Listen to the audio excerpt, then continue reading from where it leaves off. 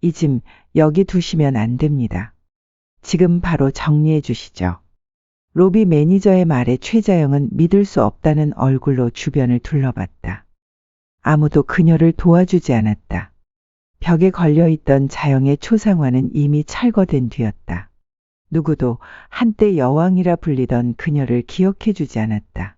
자영은 굳은 다리로 캐리어 손잡이를 쥐며 뇌까렸다. 그깟 푼 돈 얼마라고 장난 하나 상장만 돼봐라. 너네는 다시는 안 올 거야. 짐을 싸들고 나간 최자영. 하지만 서변은 전화를 안 받고 딱히 갈 데가 없어지는데 모든 것을 뺏기고 알거지가 된 최자영이 바닥에서 다시 만난 귀인을 통해 삶의 의미를 찾는 이야기를 시작해 보겠습니다. 구독과 좋아요를 눌러주시면 제가 영상을 만드는데 큰 힘이 됩니다. 아침에 깨어났을 때만 해도 자영은 여느 날처럼 커튼을 젖히고 호텔 전경을 내려다봤어요. 룸서비스 버튼을 누르고 기다렸지만 응답은 없었어요. 인터폰에는 냉정한 자동음성이 남았어요. 고객님의 체류 권한이 만료되었습니다. 샤워를 하려고 욕실로 들어갔지만 찬물만 쏟아졌어요. 짜증을 내며 로브를 걸친 순간 호텔 매니저가 노크도 없이 들어왔어요. 최자영 고객님, 오늘부로 모든 권한이 박탈되었습니다. 짐을 정리해 주십시오. 자영은 믿기 어렵다는 듯 서류를 들여다봤어요. 법적 처분에 따른 퇴실 통보. 모든 명의가 바뀌어 있었고 서명은 낯익은 이름이었어요. 서도연. 그 이름을 보는 순간 자영은 주저앉았어요. 등골을 타고 차가운 전율이 흘렀어요. 설마 도연이가 나한테 이럴 리가. 비서가 다가와 조용히 말했어요. 서도연 변호사가 모든 서류 정리했고 이사회도 이미 승인했습니다. 그쪽이 자영 씨가 사인한 계약서 원본입니다. 손끝이 떨렸어요. 자영은 서류를 넘기다 멈췄어요. 하단에는 그녀의 필체로 서명된 칸이 있었어요. 하지만 자영은 그 내용을 읽지 않고 사인했던 거였어요. 그게 고작 직원 하나 밀어주려던 거였는데. 자영은 허공을 보며 중얼거렸어요. 어떻게 이렇게 될 수가 있지. 내가 만든 애였는데. 로비를 걸어나가며 자영은 마지막 자존심을 지키려 했어요. 하지만 그녀의 사진은 사라졌고 직원들은 눈도 마주치지 않았어요. 구겨진 명함과 가방 하나를 들고 그녀는 문을 나섰어요. 현실은 곧 피부에 와닿았어요. 서도연에게 전화를 걸었지만 더 이상 연결되지 않았어요. 음성 메시지가 흘러나왔어요. 이용하신 번호는 현재 서비스되지 않습니다. 도연이 설계한 그림 속에서 자영은 결국 제거된 꼭두각시였던 거였어요. 자영은 밤새 거리를 떠돌다 공원 벤치에 앉았어요. 차가운 바람이 옷 틈새로 스며들었지만 이제는 추위조차 사치처럼 느껴졌어요. 발은 붓고 구두는 이미 망가져 있었어요. 가방엔 만년필 하나와 카드 2장뿐이었고 그녀는 자존심 대신 허기를 안고 있었어요. 해가 질 무렵 자영은 역 근처 찜질방을 찾았어요. 계산대 앞에서 카드를 내밀었지만 직원은 고개를 저었어요. 잔액 부족이에요. 잔액은 2,170원이었고 그녀는 말없이 돌아섰어요. 차가운 공기가 코끝을 스쳤고 아무에게도 도움을 청할 수 없다는 사실이 더 괴로웠어요. 밤은 깊어졌고 자영은 편의점 앞 의자에 앉아 있었어요. 지나가는 사람들이 흘깃 보며 거리를 두었어요. 익숙한 장소였지만 이제는 자신이 낄 수 없는 세계처럼 느껴졌어요. 전에는 무심코 지나쳤던 소란한 소리들이 이제는 하나하나 신경을 긁었어요. 그녀는 무릎을 감싸 안으며 고개를 숙였어요. 이게 내가 만든 세상이었나 보죠. 도시의 불빛은 화려했지만 자영에게는 전부 낯설게 보였어요. 길거리의 소음도 네온사인의 반짝임도 이제는 자신과 무관한 풍경처럼 느껴졌어요. 배가 고팠고 몸은 점점 축 처졌어요. 자존심을 꺾고 싶지 않았지만 현실은 자꾸만 그녀를 밀어냈어요. 자영은 근처 상가 골목을 헤매다 허름한 국밥집을 발견했어요.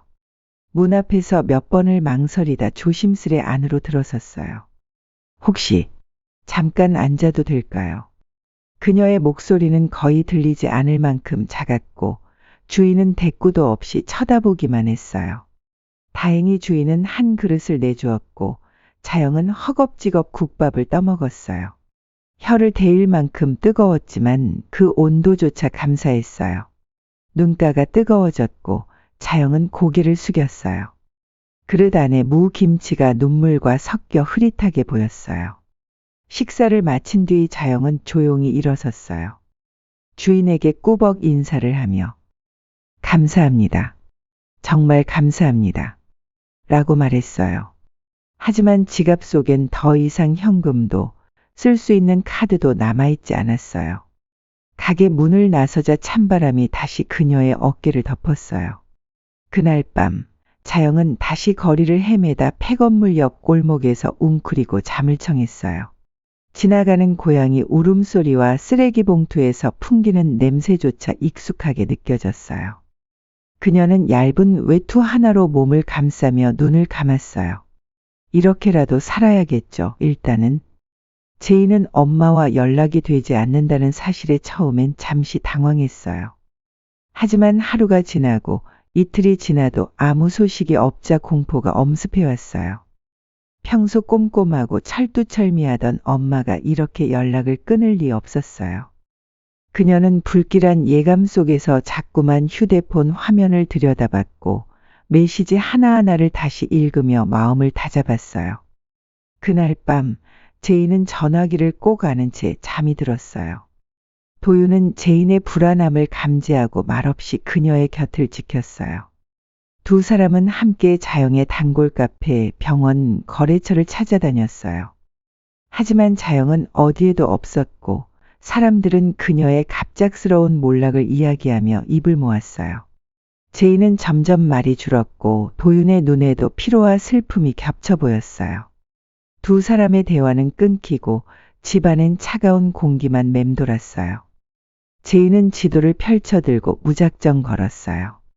엄마가 자주 가던 시장, 봉사활동 장소, 익숙한 거리를 맴돌았지만 자영은 보이지 않았어요. 무거운 마음에 버스 정류장에서 한참을 서성이다가 결국 또 다른 거리를 향해 걸음을 옮겼어요. 밤이 깊어질수록 제인의 얼굴은 더욱 창백해졌어요. 눈가에 고인 피로가 마르지도 않은 채 그녀는 또다시 발걸음을 옮겼어요. 제인은 여러 쪽지를 복사해 엄마의 사진과 함께 이곳저곳에 붙였어요. 슈퍼 아주머니에게, 택시 기사에게, 구청 민원실까지 찾아다녔지만 누구도 자영의 얼굴을 본 적 없다고 했어요. 지친 다리로 버스를 타고 돌아오는 길, 그녀는 창밖을 바라보며 중얼거렸어요. 엄마, 어디 있는 거예요? 그 말은 눈물처럼 흘러내려 한참 동안 멈추지 않았어요. 도윤은 밤늦게서야 집으로 돌아온 제인을 기다리고 있었어요. 하지만 제인은 그에게 눈길조차 주지 못한 채 방으로 들어가 버렸어요. 도윤은 아무 말 없이 그 자리에 오래 서 있었고 그녀의 텅 빈 눈빛이 마음에 걸려 쉽게 잠들 수 없었어요. 두 사람 사이엔 침묵이 깊게 내려앉았어요. 어쩌면 그 침묵이 서로를 더 멀게 만들고 있었는지도 몰라요. 다음 날 제인은 다시 밖으로 나갔어요. 사람들에게 말을 걸고 사진을 보여주며 애원했지만 모두들 고개를 저었어요. 그 순간 한 노숙자가 며칠 전에 여기서 자는 여자 봤다 고 했지만 이미 떠났다는 말에 그녀는 허탈하게 주저앉았어요. 멈출 수 없는 발걸음이었지만 길은 끝이 없었어요. 그녀의 입술은 바짝 말라 있었고 몸은 추위에 떨고 있었어요. 저녁 무렵이 되자 날씨는 급격히 추워졌어요. 제인은 버스 정류장 옆 낡은 벤치에 앉아 자영의 이름을 수 없이 중얼거렸어요. 지나가는 행인들이 이상한 눈빛으로 그녀를 쳐다보았고 고개를 숙인 채 몸을 움츠렸어요. 눈물이 흐르다 멈춘 자리 그녀는 다시 일어났어요. 아직 멀었어요. 눈 밑은 짙게 패였고 발걸음은 비틀거렸어요. 도윤은 경찰에 실종 신고를 넣자고 했지만 제인은 완강히 고개를 저었어요. 엄마는 그런 식으로 부르고 싶지 않아요. 그 말에 도윤은 더 이상 아무 말도 하지 못했어요. 그는 혼자 몰래 지구대에 들러 상담을 받았고 제인의 눈을 피해 소문들을 모으기 시작했어요. 그러다 헌 옷을 입은 여자의 뒷모습이 자꾸 눈에 밟히기 시작했어요. 제인은 종일 걸었고 밤이 되어도 멈추지 않았어요. 발목은 퉁퉁 부어 있었고 손은 얼어붙을 것처럼 시려웠어요. 어떤 할머니가 따뜻한 고구마 하나를 건넸고 제인은 고개 숙여 감사하다고 했어요. 허기 속에서 그 고구마가 유일한 위로처럼 느껴졌어요. 엄마도 배고플까요? 그녀는 그 말을 뱉고 또다시 길을 나섰어요. 늦은 밤, 제인은 작은 공원 끝 벤치에 앉았어요. 지친 눈으로 하늘을 올려다보며 희미한 별을 찾았지만 도시는 너무 밝았어요. 그녀는 손에 쥔 엄마의 사진을 품에 안은 채 잠이 들었고 누군가의 발소리에 깜짝 놀라 눈을 떴어요. 그녀는 다시 조용히 자리에서 일어섰어요. 엄마, 기다려주세요. 다음 날이 오기 전까지 포기하지 않겠다고 다짐했어요. 자영은 오랜만에 거울을 보고 눈을 질끈 감았어요. 화장기 없는 얼굴에 주름이 선명했고 머리는 헝클어져 있었어요. 이러다 굶어 죽겠어요. 중얼이며 일자리를 구하러 나섰지만 나이도 경력도 문제였어요. 그녀가 들어간 첫 번째 식당에서는 나이를 묻고 바로 돌려보냈고 마트에서도 대답 없이 이력서를 반납했어요. 사람들은 차갑고 자영의 어깨는 점점 움츠러졌어요. 기회를 잡은 건 허름한 국밥집에서였어요. 설거지라도 할 수 있다며 붙잡아준 건 고마웠지만 하루 종일 물을 만지며 손이 터지고 다리도 퉁퉁 부었어요. 사장 부부는 끊임없이 고함을 쳤고 실수 하나의 소리를 지르며 그릇을 내던졌어요. 자영은 끝내 참지 못하고 죄송합니다 하고 고개 숙였지만 하루도 안 돼요. 내일부터 나오지 마요. 란 말을 들었어요. 영은 쪽잠을 자며 발품을 팔았어요. 편의점, 세차장, 급식센터 모두 죄송하다는 말로 문전박대를 당했어요. 누군가는 아줌마, 여기 아니에요. 라며 말도 놓았고 어떤 곳은 이력서조차 보지 않았어요. 자영은 기가 질려 작은 공원 벤치에 앉아 고개를 떨궜어요. 돈은 바닥났고 물 한 모금도 쉽게 구할 수 없었어요.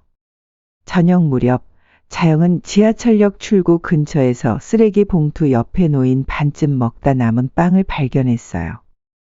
순간 몸이 굳었고 시선은 빵에 고정됐어요. 이걸 먹는다고. 망설이던 그녀는 주위를 살폈고 사람들은 무심히 지나쳤어요. 배는 천천히 고통스러울 만큼 울리고 있었고 눈앞이 흐려졌어요.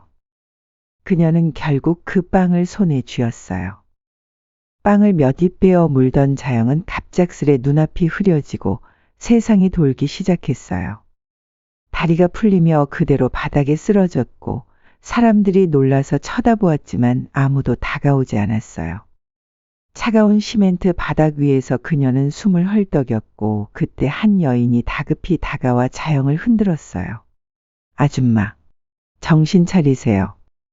그녀는 눈을 반쯤 감은 채 그 목소리를 들었어요. 자영을 발견한 사람은 근처 치킨집을 운영하던 정윤이었어요. 이렇게 두면 안 되겠어요. 윤희는 서둘러 전화를 걸어 구급차를 불렀고 자영의 손을 꼭 잡았어요. 낯선 얼굴이었지만 어쩐지 눈빛은 따뜻했고 자영은 그 온기를 느낀 채로 조용히 정신을 잃었어요. 윤희는 자영의 얼굴에 묻은 빵 부스러기를 닦아주며 안타까운 눈빛을 감추지 못했어요. 병원 응급실, 자영은 링거를 맞고 깨어났어요. 천장은 낯설었고 입술은 바싹 말라 있었어요. 윤희가 앉아 있었고 자영은 미약한 목소리로 물었어요. 여긴 어디예요? 윤희는 미소 지으며 물컵을 건넸고 자영은 조심스레 물을 마셨어요. 치킨집 하는 사람이에요. 근처에서 쓰러지셨어요. 자영은 눈을 감은 채 고개를 끄덕였어요. 몸은 여전히 무거웠지만 자영은 그 짧은 대화가 오래된 사람처럼 느껴졌어요.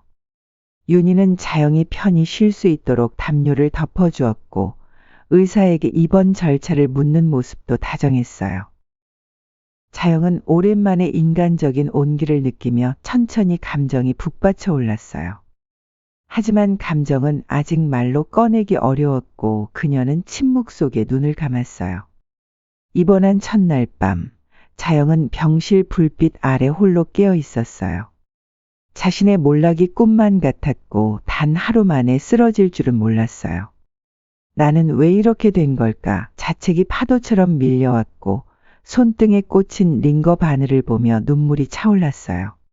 다시 일어날 수 있을지, 사람들과 마주할 수 있을지 자신이 없었어요. 다음 날 아침, 윤희는 따뜻한 죽을 들고 병실에 들어왔어요. 자영은 머뭇거리다 수저를 들었고 뜨거운 국물에 울컥했어요. 윤희는 조심스레 물었어요. 일 찾고 계신가요?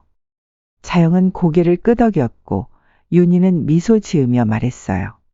그럼 나중에 한번 가게로 오세요. 자영은 처음으로 짧게 미소 지었고 그 미소는 아주 조용하게 피어올랐어요. 그날 자영은 병원 복도에서 처음으로 다시 살아보고 싶다는 생각을 했어요. 엄마를 찾다 자포자기한 제이는 밤늦게 정윤이의 가게로 들어섰어요. 초췌한 얼굴로 이 근처에서 본 분이 있어요. 라며 정윤이에게 사진을 보여줬고 그 사진 속 여인은 바로 병실에 있는 자영이었어요. 정윤이의 얼굴이 순간 굳어졌고 숨이 멎는 듯 했어요. 이 사람이 누구라고요? 정윤이는 아무 말도 하지 못하고 사진을 빤히 바라봤어요. 그 이름이 그녀의 기억을 찢어 놓았고 숨겨졌던 감정이 서서히 깨어나고 있었어요. 윤희는 자영이 바로 자신이 평생 증오해온 YL그룹 회장 사모님임을 알아보았어요. 정윤희의 딸 도희를 앗아간 그 집안. 눈앞이 캄캄해졌고 손끝이 차가워졌어요. 그녀는 조용히 말했어요. 당신 어머니 혹시 최자영 씨 맞나요? 제이는 고개를 끄덕였고 윤희는 자리를 박차고 나갔어요. 감정이 소용돌이쳤고 그동안 쌓인 분노가 폭발할 듯 했어요. 그녀는 멀리서 들리는 치킨 튀기는 소리조차 날카롭게 들렸고 뇌리에는 도희의 마지막 모습이 떠올랐어요. 윤희는 가게 밖으로 나와 숨을 고르려 했지만 심장이 너무 빨리 뛰었어요. 어떻게 내가 그 사람을 자영을 병원에 데려가며 느꼈던 온기와 동정이 한순간에 사라졌고 모든 것이 거짓처럼 느껴졌어요. 하지만 그녀의 귓가에 제인의 떨리는 목소리가 남아 있었어요. 엄마를 찾고 싶었어요. 그 한마디가 정윤희의 가슴을 흔들었고 복잡한 감정이 일렁였어요. 그녀는 밤늦도록 잠들지 못했고 내일 자영을 다시 마주해야 한다는 생각에 몸을 떨었어요. 집에 돌아온 윤희는 도희의 사진을 꺼내 들었어요. 사진 속 환하게 웃던 딸의 얼굴을 바라보며 윤희는 흐느꼈어요. 너를 그렇게 만든 사람이었어. 하지만 동시에 제인이 가게에서 보여준 예의 바르고 다정한 모습이 떠올랐어요. 그 아이는 그 집안 같지 않았는데. 그녀의 눈물이 멈추질 않았고 마음속에 작은 균열이 생겼어요. 사진 뒤에 적힌 도희의 손글씨를 어루만지며 윤희는 천천히 숨을 내쉬었어요. 다음 날 윤희는 병원으로 향했어요. 마음속 분노는 여전히 남아 있었지만 또 한편으로는 자신처럼 딸을 잃고 무너진 사람일지도 모른다는 생각이 들었어요. 병실 문 앞에서 잠시 망설였고 이내 문을 열었어요. 자영은 놀란 눈으로 그녀를 바라보았어요. 혹시 무슨 일 있으신가요? 윤희는 무거운 표정으로 고개를 끄덕였고 의자는 천천히 그녀를 자영 앞에 데려갔어요. 서로의 눈빛에 조심스러운 물음표들이 오갔어요. 윤희는 조용히 자영의 맞은편에 앉았어요. 당신이 누군지 알았어요. YL그룹 회장 사모님 맞죠? 자영의 얼굴이 하얗게 질렸어요. 숨도 쉬지 못하고 고개를 끄덕였어요. 윤희는 떨리는 목소리로 말했어요. 나는 도희 엄마예요. 병실 안에 공기가 멎었고 자영은 두 손을 모은 채 무릎을 꿇었어요. 잘못했어요. 정말 너무 늦었지만. 윤희는 잠시 눈을 감았다가 이내 자영의 얼굴을 똑바로 바라봤어요. 침묵이 길었고 그 안에서 수많은 감정이 흐르고 있었어요. 자영은 떨리는 목소리로 과거를 고백했고 윤희는 가슴을 쓸어내리며 말했어요. 미워했어요. 지금도요. 하지만 재인이라는 아이를 보면서 생각했어요. 사람은 가문이 아니라 마음으로 사는 거구나. 자영은 눈물을 흘리며 고개를 숙였고 윤희는 그 모습을 조용히 지켜봤어요. 서로 다른 고통을 안고 그들은 처음으로 서로를 마주했어요. 병실 창밖으로 햇살이 들어왔고 두 사람의 그림자가 겹쳐졌어요. 그 순간 용서라는 단어가 아주 작게 피어나고 있었어요. 병실을 나서려던 윤희는 잠시 발걸음을 멈췄어요. 자영의 입술이 움직였고 거의 들리지 않는 목소리로 말했어요. 고마워요. 그래도 찾아와줘서. 그 말에 윤희는 다시 돌아봤어요. 그녀는 자영에게 다가가 말했어요. 이제부터 어떻게 사느냐가 더 중요하겠죠. 당신이 어떤 선택을 하느냐에 따라 도희도 당신 딸도 조금은 구원받을 수 있어요. 자영은 눈을 감고 천천히 고개를 끄덕였어요. 병실 창밖에 나뭇가지가 바람에 흔들리고 있었어요. 다음 날 아침, 윤희는 자영이 다시 병원을 떠난다는 소식을 듣고 직접 찾아갔어요. 자영은 작은 가방 하나를 들고 병원 앞에 서 있었어요. 윤희는 조심스레 다가가 물었어요. 갈 곳은 있나요? 자영은 미소를 머금은 얼굴로 대답했어요. 아직은 없어요. 하지만 가보려고요. 어딘가엔 나 같은 사람도 다시 시작할 수 있는 곳이 있겠죠. 윤희는 자영의 어깨를 가볍게 두드렸고 작은 용기를 전하듯 말했어요. 가끔 치킨 생각나면 들러요. 자영은 병원 문을 나서며 뒤를 한번 돌아봤어요. 윤희는 그 자리에 서 있었고 자영은 조심스럽게 인사했어요. 정말 고마웠어요. 윤희는 고개를 끄덕이며 눈가에 미소를 띄었어요. 자영은 작은 발걸음으로 골목을 지나갔고 아스팔트 위에 길게 들이운 그녀의 그림자가 나른한 햇살 속으로 녹아들었어요. 그 순간 세상은 조금 달라 보였어요. 차갑던 마음에 처음으로 따뜻한 바람이 스며드는 것 같았고 자영은 그저 조용히 웃을 수 있었어요. 영은 병원을 나온 뒤 갈 곳이 없어 잠시 버스 정류장에 앉아 있었어요. 손에는 윤희가 쥐어준 따뜻한 음료가 남아 있었고 마음 한켠엔 아직도 낯선 따스함이 맴돌고 있었죠. 그날 밤 그녀는 무작정 도심의 쉼터를 찾아 잠을 청했어요. 낯선 이들과 어깨를 맞대고 자는 밤은 무서웠지만 누군가에게 미안하지 않은 하루가 처음으로 조금은 위안이 되었어요. 그녀는 자신에게 다시 말했어요. 처음부터 다시 시작하자. 날 자영은 새벽부터 인근 마트, 세차장, 주방 보조 자리를 기웃거렸어요. 하지만 경력도 없고 나이도 많은 그녀에게 고개를 끄덕여주는 곳은 없었죠. 그럼에도 자영은 포기하지 않았어요.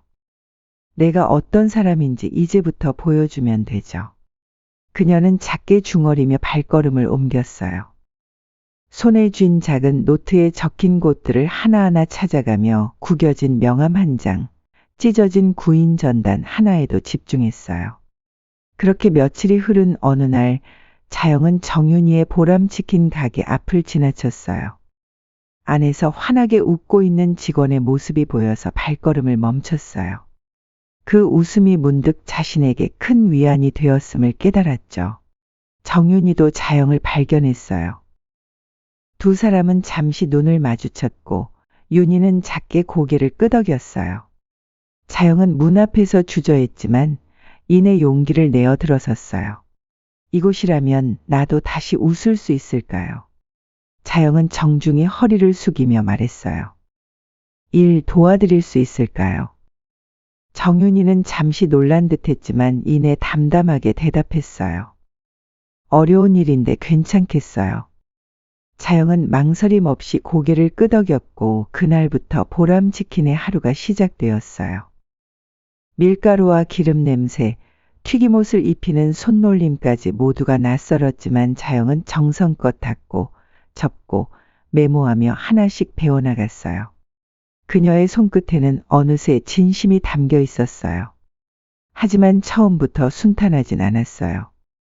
실수로 튀김 반죽을 쏟거나 손님 주문을 헷갈리는 일도 있었고 어떤 날은 다리가 퉁퉁 붓도록 서 있어야 했어요.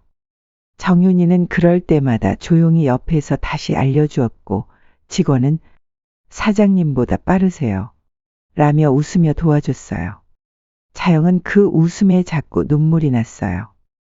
자신이 무너뜨린 세상에서 다시 손 내밀어준 이들의 따뜻함은 이전과는 전혀 다른 세계였어요. 시간이 흘러 자영은 점점 가게 일에 익숙해졌고 손님들에게도 인사를 잊지 않았어요. 어떤 손님은 그녀를 알아보기도 했지만 자영은 당당히 웃으며 요즘은 치킨이 제 인생이에요. 라고 말했어요. 그 말에 정윤이는 뒤에서 조용히 미소를 지었어요. 자영은 매일 밤 닦아낸 기름 자국 사이로 자신의 과거를 떠올리며 오늘을 더 소중히 여기게 되었어요. 돈이 아니라 사람이 남는 삶이란 이런 거겠죠. 어느 날 정윤이는 자영에게 도시락을 건네며 말했어요. 이제 그만 마음 내려놓고 편히 쉬어요. 그 말에 자영은 순간 눈물이 터질 뻔했어요. 고마워요. 이곳에서 다시 숨 쉴 수 있게 해줘서요. 윤희는 말했어요. 우리 다 누구나 실수해요. 중요한 건 지금이잖아요. 자영은 윤희를 향해 고개를 숙였고 그 따뜻한 말은 오래도록 가슴에 남아 있었어요. 그날 이후 자영은 보람치킨에서 없어선 안 될 사람이 되었어요. 사소한 일이지만 늘 최선을 다했고 손님들과의 대화 속에서도 진심이 묻어났어요. 정윤이는 자영에게 이제 우수사원이네 라고 말하며 가게 한켠에 자영의 이름표를 새로 붙여주었어요. 자영은 그 이름표를 바라보며 조용히 웃었어요. 이름만 바꾼다고 삶이 바뀌진 않지만 나를 다시 부를 수 있다는 건 어쩌면 가장 큰 용기였어요. 어느 날 가게 앞에 작은 축하 현수막이 걸렸어요. 최자영님 보람치킨 우수사원 선정 축하합니다. 손님들은 박수를 쳤고 정윤이는 조촐한 케이크를 꺼냈어요. 자영은 고개를 숙이며 말했어요. 이렇게까지 해주셔서 정말 죄송하고 감사합니다. 윤희는 말했어요. 자꾸 죄송하단 말은 그만해요. 우린 이제 같은 식구니까요. 자영은 눈물을 닦으며 작게 웃었어요. 자영은 출근 전 작은 노트를 펼쳐 새 이름을 써보았어요. 보람치킨 자영. 회사 이름도 직책도 필요 없었어요. 오늘은 웃으며 일할 수 있다는 것, 다시 사람들과 어울릴 수 있다는 것이 그녀에겐 새로운 삶의 시작이었어요. 그녀는 가게 문을 열며 깊게 숨을 들이켰어요. 고소한 치킨 냄새가 퍼졌고 주방 한켠에서 윤희가 손을 흔들었어요. 자영은 크게 웃으며 대답했어요. 저 왔어요. 오늘도 열심히 해볼게요.